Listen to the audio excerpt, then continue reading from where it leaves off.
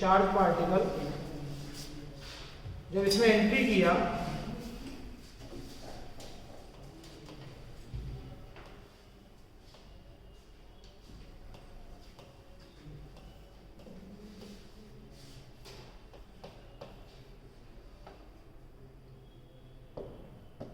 ये cross field था,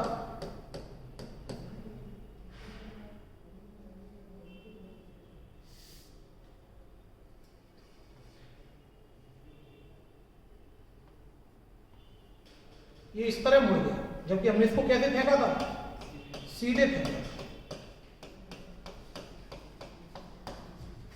तो अगर हम एक चार्ज पार्टिकल को ऐसे फेंकते हैं तो वो क्या करता है, मुड़ जाता है। ये देखो, ये चार्ज पार्टिकल, ये फील्ड है अंदर, हमने चार्ज पार्टिकल को ऐसे फेंका तो इस पर फोर्स लगा ऐसे। बस एक बार समझ लो कि कैसे लगा फोर्स, फिर उसके बाद तो अपन को ये याद हो जाएगा। ये देखिए यहाँ पर ऐसे वो लगेगा, देखो ये चार्ज पार्टिकल ऊपर जा रहा है, फील्ड अंदर है, ये फोर्स ऐसे इस पॉइंट पर देखना, देखो इस पॉइंट पर, ये देखो, ये देखो फील्ड अंदर है, ये ऐसे जा रहा है, फोर्स ऐसे लग रहा है, इस पॉइंट पर देखना, ये देखो फोर्स ऐसे लग रहा है। ये फोर्स जो लग रहा है, इस फोर्स का नाम क्या है? जो पिछले टर्म पे अपन ने करंट कैरिंग कंडक्टर में देखा था, Wilson theta, current carrying conductor में देखा था। ये हमने एक कंडक्टर को, धारावाही तार को फील्ड में रखा था, उस पर इतना फोर्स लगा था, आई की जगह Q अपॉन T।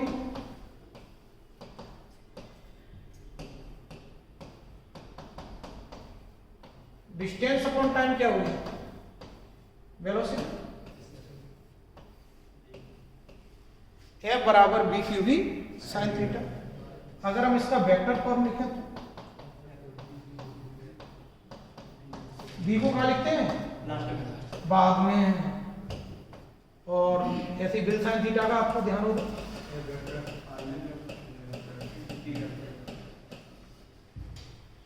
लेकिन यहाँ थीटा कितना होगा, 90। तो यहाँ जो फोर्स है ये क्या बनेगा, बी क्यू बी साइन 90। और अगर कोई सर्कल में जा रहा है तो उसके लिए किसकी जरूरत पड़ती है, सेंट्रीपिटल फोर्स की जरूरत पड़ती है। तो ये बनाओ पहले, तो यहां से R बराबर आ जाएगा mv अपॉन क्यू, R बराबर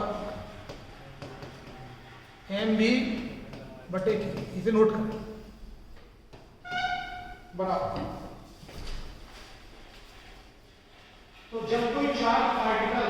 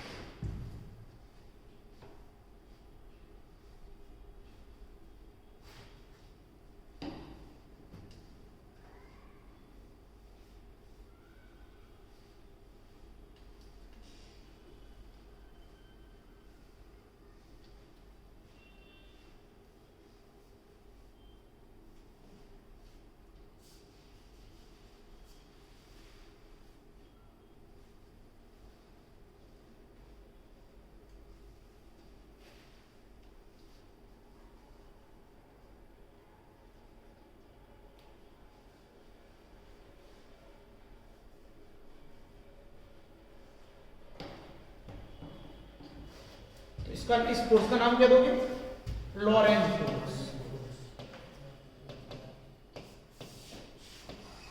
और इस फोर्स का नाम क्या दोगे, उधर लिखा है उसका, इसको सेंट्रीपिटल फोर्स,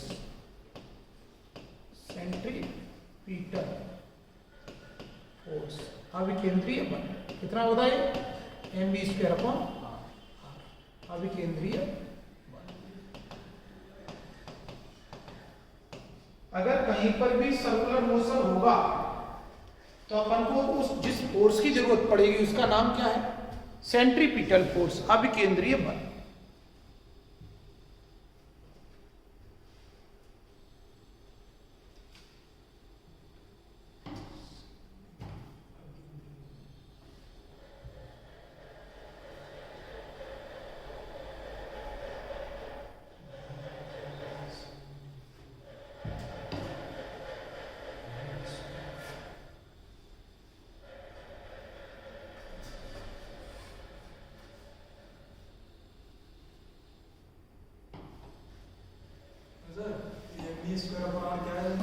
ये अभिकेंद्रीय बल है, सर्प वृत्ति गति कराने के लिए आवश्यक बल, जरूरी बल होता है। वृत्ति गति तभी होगी जब कहीं ना कहीं से मिलेगा।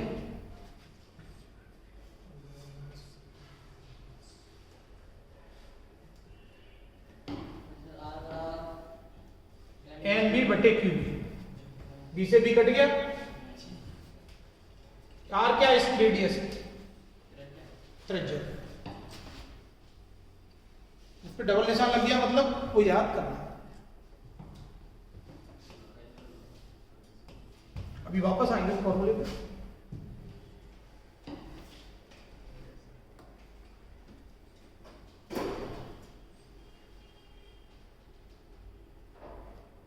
मिटा दें।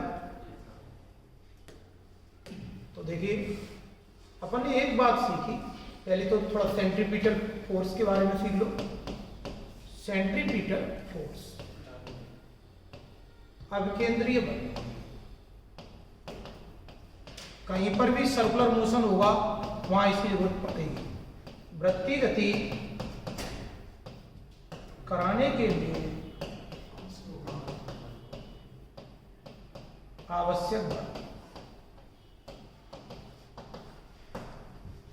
Necessary force, force for circular motion, वृत्ति गति कराने के लिए आवश्यक बल। तो F बराबर mv² अपॉन r, इसको अपन याद कर लेंगे। m मास है, v स्पीड है, ठीक है। अब दूसरा फोर्स लिखेंगे, लॉरेंज फोर्स, लॉरेंज बल।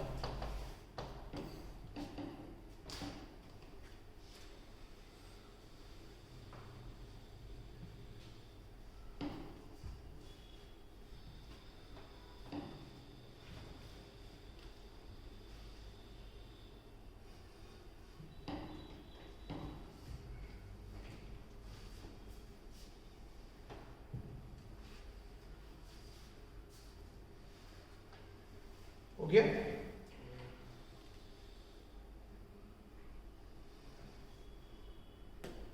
हेडिंग बना ली Lorentz force.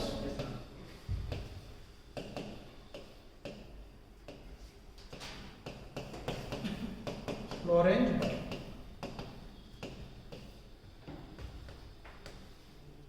Force acting on moving charge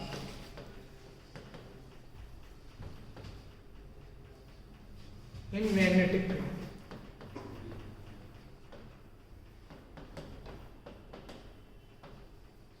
चुंबकीय क्षेत्र में गतिशील आवेश पर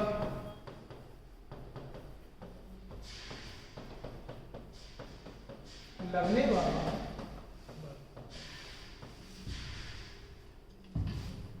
ये कितना होता है? BQB, और ये मैग्नेट वाला फोर्स है तो इसके लिए M for motion, M for moving, तो गतिशील होना जरूरी है। शब्द क्यों सा लगाओगे? अगर रेस्ट में है कोई, अगर V 0 है, V रेस्ट का, V को 0 मतलब स्टेशनरी, स्थिर आवेश है, तो क्या ये बल लगेगा? तो स्थिर आवेश पर ही बल स्टेशनरी चार्ज पर ये फोर्स नहीं लगेगा। और तो जानते हो थीटा 0 हो तो ये फोर्स 0 हो जाएगा, थीटा 90 हो तो ये फोर्स मैक्सिमम हो जाएगा।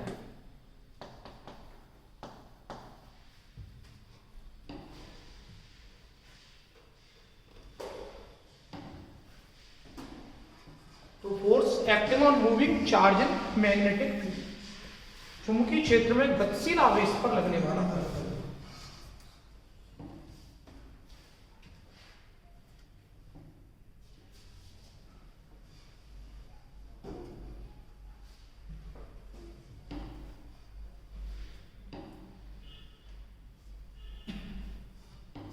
तो सर्कल में अगर घूम रहा है कोई, तो कोई ना कोई सेंट्रीपिटल फोर्स देगा, अभिकेंद्री बल देगा। यदि इलेक्ट्रॉन भी घूमता है ना न्यूक्लियस के चारों तरफ, तो वहां पर भी सेंट्रीपिटल फोर्स मिलता है। कौन देता है? Electrostatic force. अपनी पृथ्वी भी घूम रही है ना, तो ग्रेविटेशनल फोर्स, गुरुत्वाकर्षण बल अभिकेंद्री बल देता है। किसी ना किसी को तो इलेक्ट्रोस्टैटिक फोर्स, किसी ना किसी को तो सेंट्रीपिटल देना ही पड़ेगा। बता दें Lorentz force equation,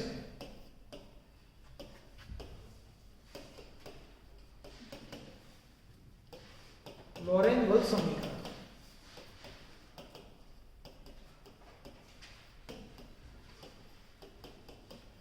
electrostatic plus magnetic, ये तो आपने सीख लिया अभी मैग्नेटिक वाला, BQB, इलेक्ट्रोस्टैटिक वाला अभी QE कितना होता है?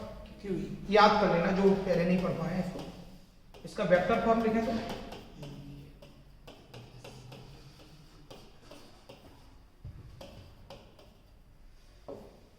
लॉरेंज फोर्स इक्वेशन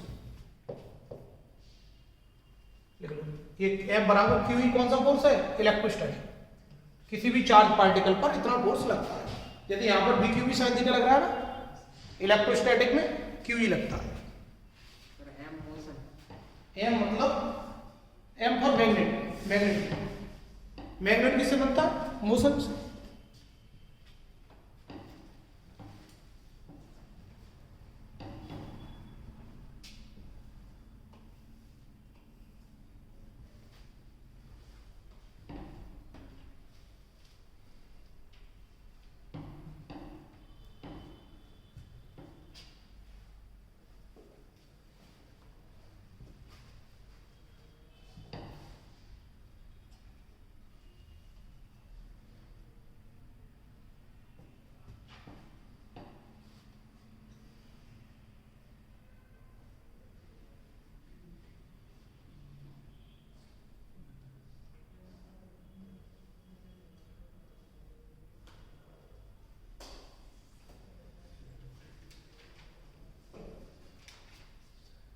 हो गया?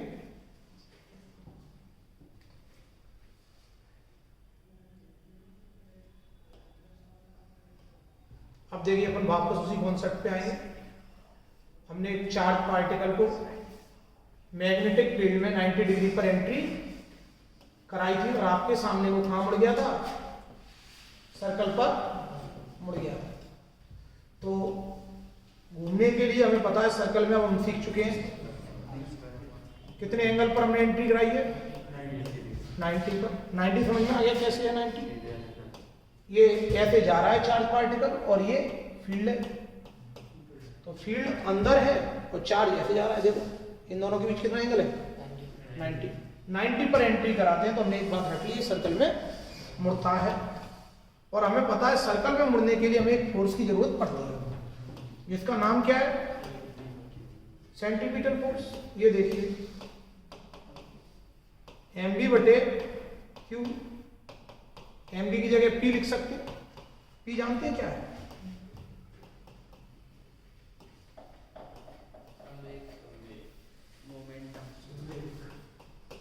लीनियर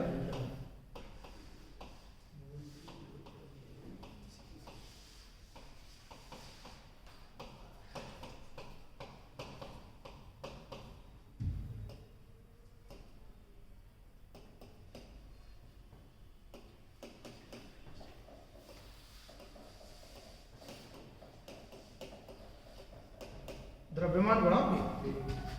p की जगह √2m के क्या है? Kinetic energy.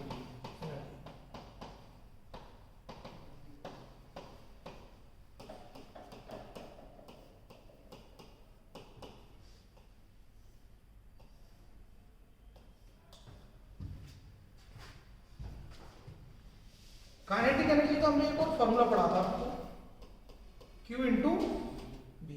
Q क्या है? चार्ज, आवेश।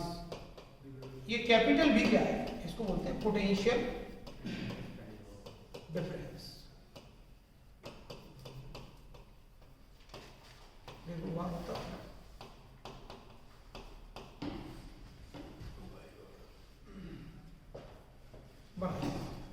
आर का नाम बताओ। Radius of circular path.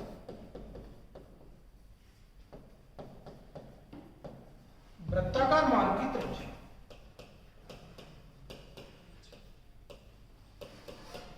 मार्ग की त्रिज्या आर बराबर एम बी बटे क्यू बी, पी बटे क्यू बी।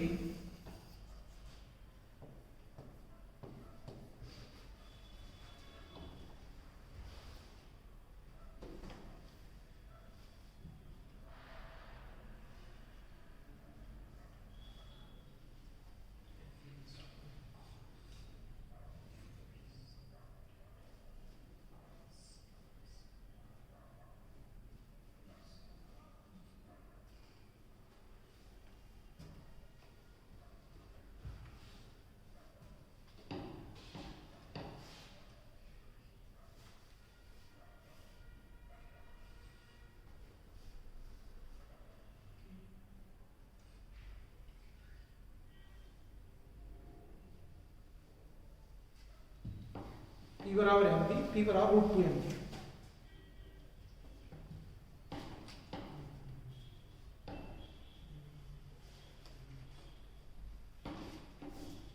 स्मॉल बी को हमने इससे बनाए हुए, कैपिटल बी को हमने पोटेंशियल डिफरेंस। ये स्मॉल बी को थोड़ा सा ऐसे, आपको पता है मास प्रोटॉन का ज्यादा होता है इलेक्ट्रॉन से। प्रोटॉन का द्रव्यमान, प्रोटॉन बहुत हैवी,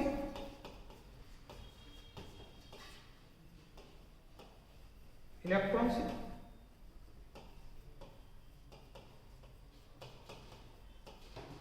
तो रेडियस किसकी ज्यादा होगी? प्रोटॉन की।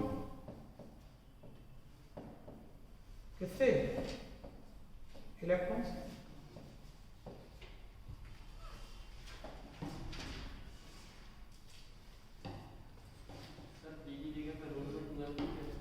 क्या कैसे रख दिया?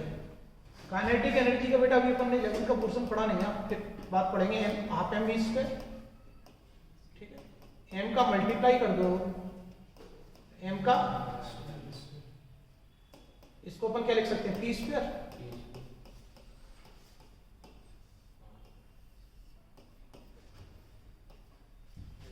जिस पे डबल निशान है वो याद करना है।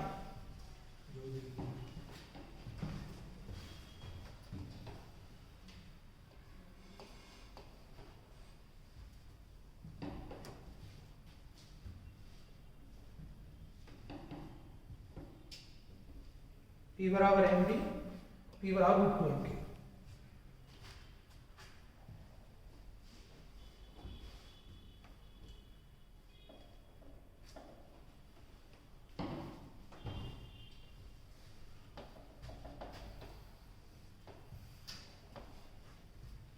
प्रोटॉन का मास ज्यादा है, प्रोटॉन की रेडियस भी ज्यादा है।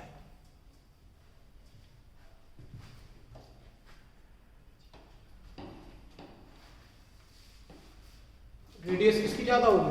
प्रोटॉन की। वैसे भी जो हैवी होगा वो बड़ा रेडियस बनाएगा। भाई कौन बड़ा सर्कल बनाएगा? जैसे आप साइकिल को घुमाओ और कार को घुमाओ, तो किसका चक्कर बड़ा बनेगा? कार, जिसका मास ज्यादा होगा। तो इलेक्ट्रॉन और प्रोटॉन में बहुत अंतर है।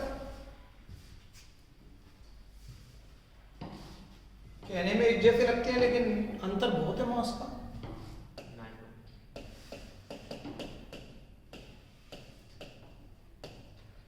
इतना अंतर 18-36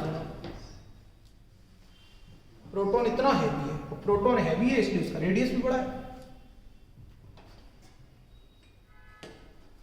अब देखिए इसमें घूम रहे थे, रेडियस तो आ गई एम बी बटे टी की जगह हमने ले लिया।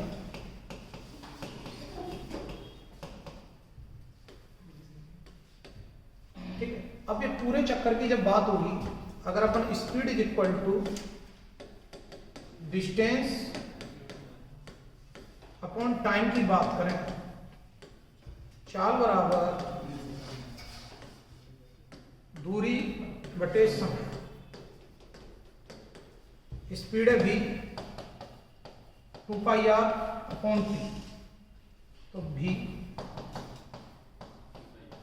r की जगह वैल्यू रख दीजिए। तो यहां से t का एक फॉर्मूला आया 2πm, t क्या है, चक्कर का टाइम, टाइम पीरियड कहो या आवर्तकाल कहो, पीरियड ऑफ रिवॉल्यूशन।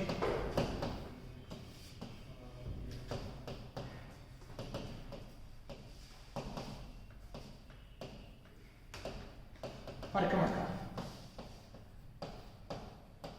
अब आप सोचिए किसको टाइम ज्यादा लगेगा, प्रोटॉन को कि इलेक्ट्रॉन को? जो हैवी होगा उसको चक्कर लगाने का टाइम ज्यादा लगेगा। ग्राउंड का चक्कर लगाना है अगर आपको, तो जो हैवी होगा उसको समय ज्यादा लगेगा। ठीक लिख लीजिए, और साथ में फ्रीक्वेंसी भी लिखना। किसके चक्कर ज्यादा होंगे बताइए, लाइट के हैवी के? कौन ज्यादा चक्कर लगा पाएगा बताइए? आपको ग्राउंड के चक्कर ज्यादा लगाने हैं तो आप हैवी होना चाहेंगे कि लाइट होना चाहेंगे? लाइट होना चाहिए, यानी आपका मास कम है तो आपके चक्कर ज्यादा है, तो फ्रीक्वेंसी किसकी ज्यादा होगी?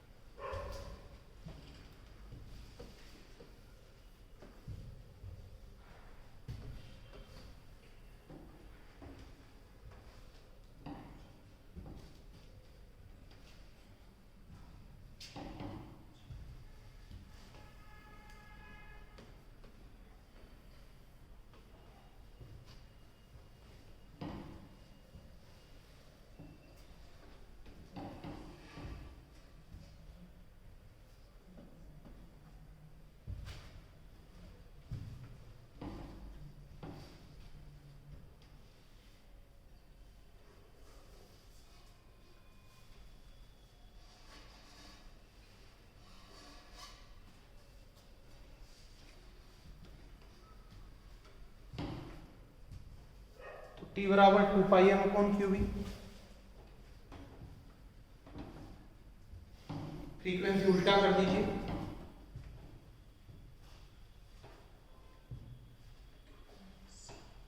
फ्रीक्वेंसी क्या होती है 1/t, इसको याद रखिए। यूनिट क्या बनती है फ्रीक्वेंसी की? साइकिल पर सेकंड, चक्कर पर सेकंड और हर्ट्ज।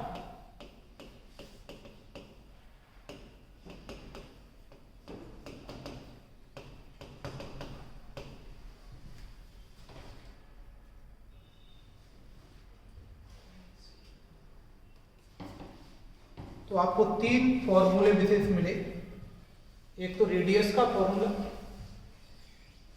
एक टी का टाइम पीरियड का फॉर्मूला, और एक फ्रीक्वेंसी का फॉर्मूला।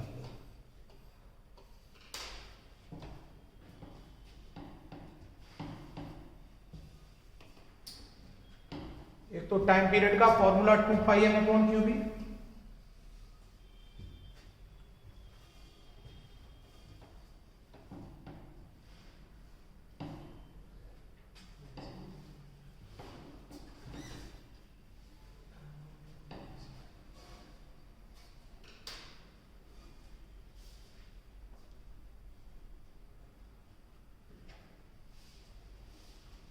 गया। हाँ फ्रीक्वेंसी, टाइम सेकंड होता है, फ्रीक्वेंसी चक्कर पर सेकंड होता है, 1/सेकंड होता है। खुद ही सोचिए कौन ज्यादा चक्कर लगाएगा, जो हल्का होगा। कौन हल्का है? इलेक्ट्रॉन। आप लाइट है तो जल्दी जल्दी भाग लेंगे, चक्कर ज्यादा लगा लेंगे ग्राउंड के, और हैवी हो गए तो टाइम किसको ज्यादा लगेगा? प्रोटॉन हैवी, उसको टाइम ज्यादा लगेगा। किसका रेडियस बड़ा बनेगा? जो हैवी हो उसको। चींटी को चक्कर लगाना है छोटा पाथ बनाएगी, हाथी को चक्कर लगाना है बड़ा पाथ बनाएगा। एक दो क्वेश्चनों से समझाते हैं क्या हो रहा है।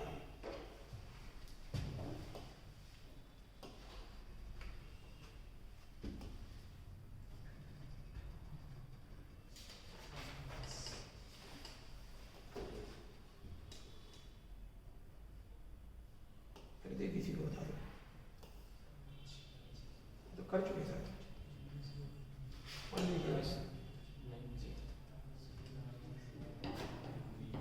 एक तार है और एक आर है,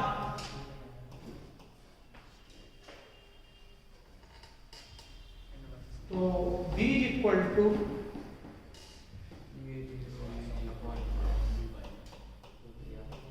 new 0 I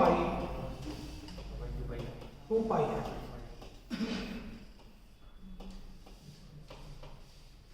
B inversely proportional तार से दूरी के, तार में क्या छुपा है? तार inversely proportional to the distance from. समझ में आ गया क्वेश्चन?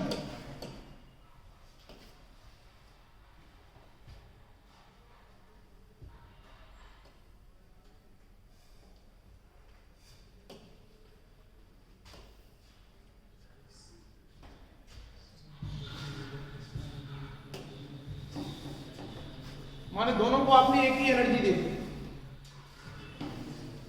समान गतिज ऊर्जा के साथ। एक इलेक्ट्रॉन और एक प्रोटॉन एक समान चुंबकीय क्षेत्र की दिशा के लंबवत प्रवेश करता है और रेडियस ये है। तब बताइए किसका रेडियस ज्यादा होगा, किसका कम होगा? प्रोटॉन का ज्यादा होगा, इलेक्ट्रॉन का कम होगा। अपने पास फॉर्मूला क्या है? R बराबर mv/q। mv की जगह हमने p लिख लिया, p की जगह √2n, क्योंकि दोनों की क्या सेम है? एनर्जी एक ही है। दोनों की क्या सेम है? तो एनर्जी एक ही है। माने दोनों को आपने, जैसे हमने दो लड़के, दोनों को बराबर बराबर बिस्किट दे दी या बराबर बराबर लड्डू दे दी, मतलब बराबर एनर्जी दे दी, और दोनों से दौड़ने को बोला जाए, चक्कर लगाने को बोला जाए, किसका रेडियस बड़ा बनेगा? जिसका मास ज्यादा होगा, जिसको भले एनर्जी सेम दी, मास ज्यादा। देखिए R प्रोपोर्शनल रूट है, R का m से कैसा रिलेशन है? रूट m, क्योंकि एनर्जी सेम कर दी और कुछ नहीं कहता तो R प्रोपोर्शनल m हो ही जाता, स्पीड सेम होती। तो इसका आंसर प्रोटॉन, ये हमने स्टार बोर्ड में भी लिखा दिया था। प्रोटॉन को टाइम भी ज्यादा लग रहा था, रेडियस भी बड़ा है, बड़ा रेडियस बनाएगा तो टाइम तो निश्चित ज्यादा लगेगा। तो बड़ा रेडियस बना रहा था, बड़ा टाइम लगा उसको। फॉर्मूला हम बताएंगे, फॉलो आप कर देंगे। बताइए ये क्या दिया है? यूनिट से देखो ये क्या है? वेबर अपन मीटर स्क्वायर। अकेला वेबर क्या होता है? फ्लक्स होता है। ये भी है F बराबर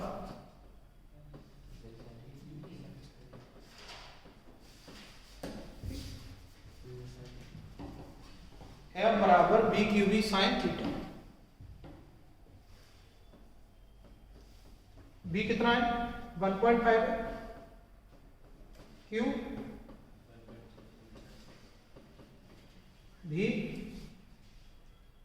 क्यों याद है ना आपको?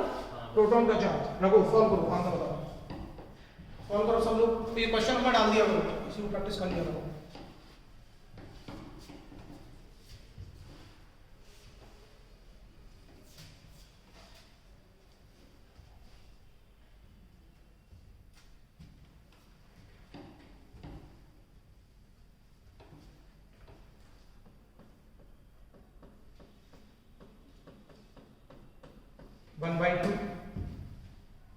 ये देखिए इन दोनों को मल्टीप्लाई करें,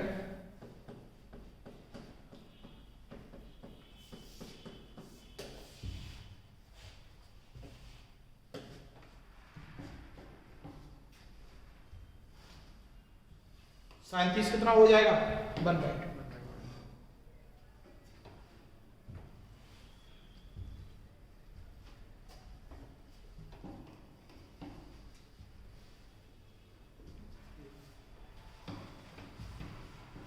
आप देख रहे हैं हम बी का नाम क्या लिख रहे हैं, फ्लक्स डेंसिटी। इसका एक नाम आप मैग्नेटिक फील्ड तो कहते ही थे इसको, चुंबकीय क्षेत्र, इन्होंने इसका नाम क्या दिया, फ्लक्स डेंसिटी।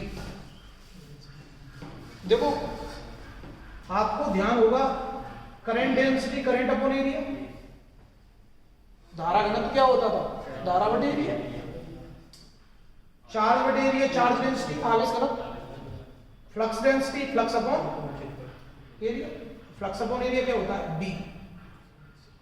भाई फ्लक्स चाहिए आपको, तो फ्लक्स चाहिए आपको ज्यादा तो कब मिलेगा, ए वेक्टर डॉट, ये पढ़ा है आपने। तो फाई का क्या यूनिट होता है, वेबर, और एरिया का क्या होता है, मीटर स्क्वायर। तो इसलिए बी का एक और नाम फ्लक्स डेंसिटी कहते हैं। फिर से समझिए, करंट डेंसिटी, चार्ज डेंसिटी, इसका नाम धारा घनत्व, करंट डेंसिटी।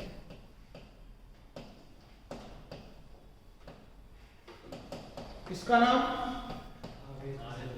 चार्ज डेंसिटी, आवेश घनत्व। तो इसका नाम क्या, फ्लक्स डेंसिटी। इसका नाम क्या है, flux density, flux upon area, flux density. तो फाई बराबर क्या आएगा, A vector dot B vector, B vector. तो अगर आपसे केवल फ्लक्स पर रुक जाए तो आप कहो वेबर, लेकिन वो फ्लक्स डेंसिटी कह रहे हैं, मतलब फ्लक्स अपॉन एरिया। वैसे डेंसिटी का मतलब क्या होता है, मास अपॉन वॉल्यूम। घनत्व क्या होता है, द्रव्यमान बटे आयतन। क्योंकि डेंसिटी, जैसे बॉल की डेंसिटी निकालनी है तो मास कहाँ डिस्ट्रीब्यूट है, वॉल्यूम में। लेकिन आप तार की डेंसिटी निकालेंगे तो मास कहाँ डिस्ट्रीब्यूट है, लेंथ में, तो मास अपॉन लेंथ हो जाएगा। ऐसे चार्ज कहाँ डिस्ट्रीब्यूट है, एरिया पे, इसलिए charge upon area, current upon area. Area कम होगा वहां करंट ज्यादा डेंस होगा, जैसे कूलर का कॉर्नर, एरिया कम है वहां करंट ज्यादा डेंस होगा। तो field flux density flux upon area. Flux का मतलब क्या होता है, जैसे मैग्नेट से मैग्नेटिक लाइंस निकल रही है बहुत सारी, अब वो दिख तो रही नहीं है लेकिन कुछ तो है। यदि मैग्नेट ने आयरन को खींचा, धरती ने इसको खींचा, तो कुछ तो ताकत होगी, किससे खींच रहा है, तो मैग्नेट अपने अंदर से क्या निकाल रहा है, मैग्नेटिक लाइंस निकाल रहा है, उनसे ही तो पकड़ के खींच रहा है। जैसे मकड़ी का जाल होता है, अपन को तो दिख रहा है, क्या कीड़े को दिख रहा है, जो कीड़ा उसमें फंसा हुआ है उसको थोड़ी दिख रहा था वो जाल, अपन को भी बहुत सारे जाल नहीं दिख रहे। जैसे मैग्नेट का फील्ड अपन को नहीं दिख रहा, वो खींच रहा है तो किसी तरह से तो खींच रहा होगा ना। अर्थ का फील्ड अपन को दिख रहा है, नहीं दिख रहा है, बस अर्थ खींच रही है, इसी तरह खींच रही होगी। तो मैग्नेटिक लाइंस हमने बताया उसको कहाँ इकट्ठा करोगे, तो आपने कहा भाई एक बाल्टी में इकट्ठा कर ली। बाल्टी में जैसे अपन किसी का वॉल्यूम इकट्ठा कर लेते हैं पानी का, ऐसे ही मैग्नेट का अपन ने क्या इकट्ठा कर लिया, मैग्नेटिक लाइंस को आप इकट्ठा करके लिया फ्लक्स। तो फ्लक्स कितना, किस पर डिपेंड करेगा भाई, पहली बात तो एरिया, जितना ज्यादा एरिया होगा उतना ज्यादा फ्लक्स इकट्ठा करोगे। और दूसरा स्ट्रेंथ, भाई आप पानी ज्यादा चाह रहे हो तो नल में से भी तो पानी ज्यादा आना चाहिए, आप हवा ज्यादा चाह रहे हो तो कूलर में से हवा भी तो ज्यादा आनी चाहिए, तभी तो आपको ज्यादा लगेगी। तो दो बातें, इंटेंसिटी और एरिया। इंटेंसिटी और एरिया याद क्या रखना है, फ्लक्स का यूनिट वेबर, मैग्नेटिक फ्लक्स का और मैग्नेटिक इंटेंसिटी के 5 यूनिट बताए थे। क्या 5 यूनिट ध्यान है? ये इलेक्ट्रॉन और प्रोटॉन का चार्ज एक ही है, एक प्रोटॉन है, प्रोटॉन और इलेक्ट्रॉन का चार्ज वो आपको नॉलेज में होना चाहिए, याद होना चाहिए। क्या खूब चल रहा है, प्रोटॉन का चार्ज आपको आना चाहिए। इस फोर्स का नाम क्या है? लॉरेंट फोर्स, जो मैग्नेटिक फील्ड में मूविंग चार्ज पर लगता है। और अगर ये चार्ज मूविंग ना हो तो ये लगेगा क्या? नहीं लगेगा। मैग्नेट बनता ही चलने से है। मैग्नेट किससे बना? चलने से। तो बी की, हाँ, इलेक्ट्रॉन प्रोटॉन पर चार्ज जो है सेम रहता है। चलिए ये बताइए आप, लगा दो इंपॉर्टेंट।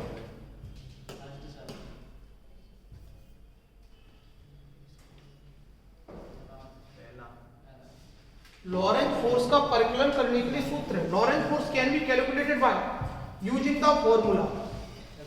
तो QE plus BQB, vector form हमने आपको बताया था। ये फील्ड है, Q कॉमन ले लो, B कहां लिखोगे? बाद में। ठीक है, तो आंसर कौन सा हो गया अपना? ये हो गया। क्रॉस ही आएगा, साइन है, डॉट कब आता? कॉस होता, क्योंकि आप जानते हैं A vector cross B vector, A B sine theta.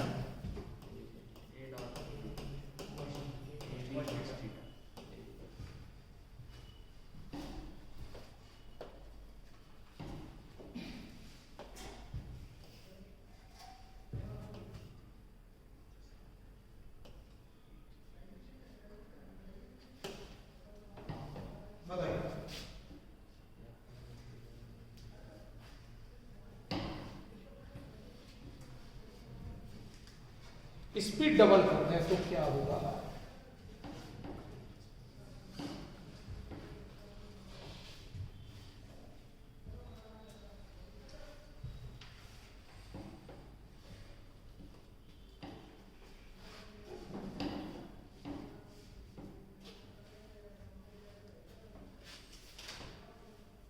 बताइए, फॉर्मूला लगाइए। पहले तो पूरा पढ़ लीजिए, क्या कहना चाह रहा है?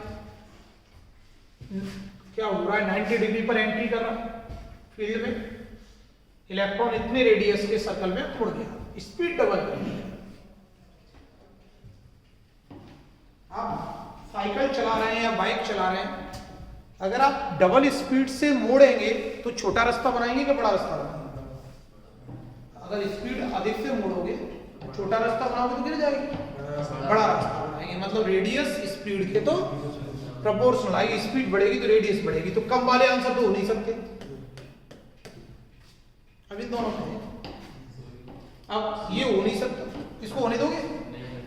क्योंकि 2 सेंटीमीटर तो पहले ही, अब तो आप स्पीड पे कार चला रहे हो, स्पीड में गाड़ी, तो बढ़ा। अब इससे देखेंगे तो आर का बी से कैसा रिलेशन है? ये डबल होगा तो ये भी डबल होगा। ये देखिए R2 दिया, समझ में आ गया? नोट करते जाएगा। R बराबर mv/qb। अभिकेंद्रीय बल से ये आया।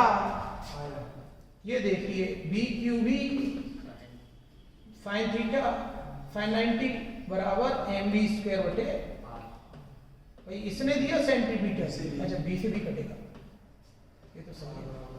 R बराबर mv/,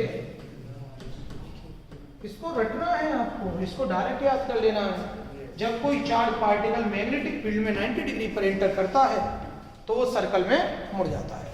ठीक है,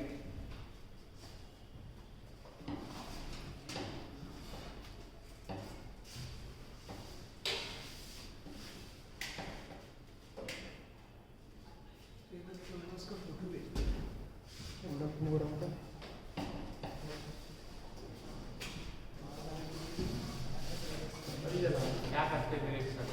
1 मिनट रुक जाओ।